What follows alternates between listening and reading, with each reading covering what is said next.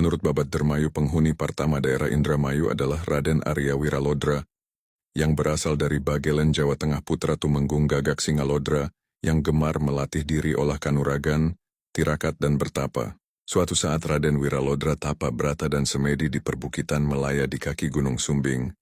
Setelah melampau masa 3 tahun ia mendapat wangsit, "Hai Wiralodra, apabila engkau ingin berbahagia berketurunan di kemudian hari, carilah lembah Sungai Cimanuk. Manakala telah tiba di sana berhentilah dan tebanglah belukar secukupnya untuk mendirikan pedukuhan dan menetaplah di sana. Kelak tempat itu akan menjadi subur makmur, serta 7 turunanmu akan memerintah di sana."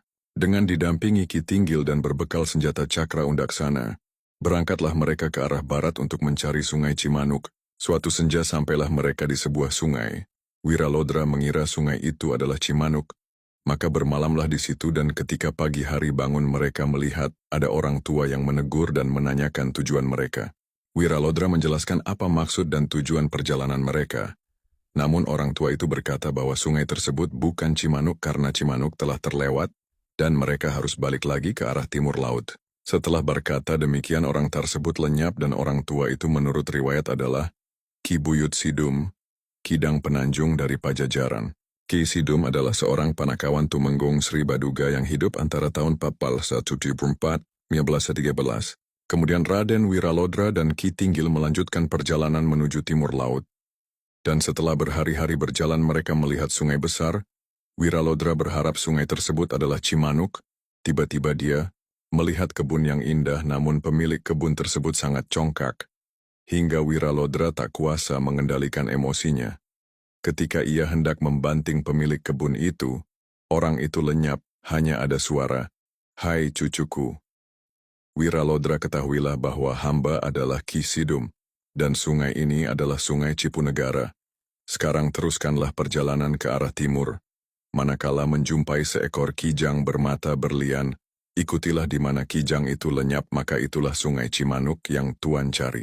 Saat mereka melanjutkan perjalanan bertemulah dengan seorang wanita bernama Dewi Larawana, yang memaksa untuk dipersunting Wiralodra, namun Wiralodra menolaknya, hingga membuat gadis itu marah dan menyerangnya. Wiralodra mengelurkan cakranya ke arah Larawana. Gadis itu pun lenyap bersamaan dengan munculnya seekor kijang.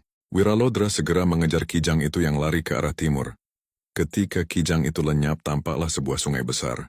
Karena kelelahan Wiralodra tertidur dan bermimpi bertemu Ki Sidum.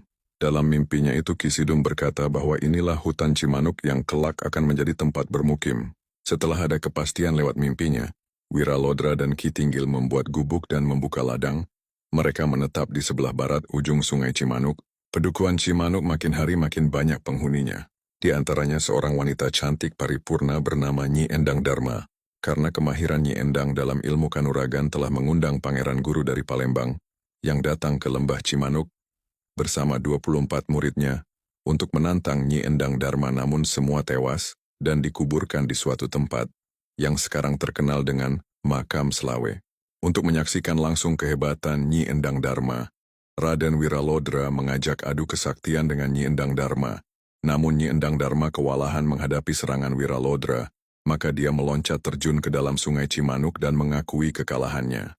Wiralodra mengajak pulang Nyi Endang Dharma untuk bersama-sama melanjutkan pembangunan pedukuhan.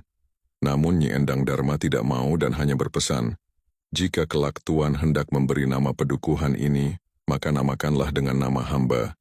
Kiranya permohonan hamba ini tidak berlebihan karena hamba ikut andil dalam usaha membangun daerah ini.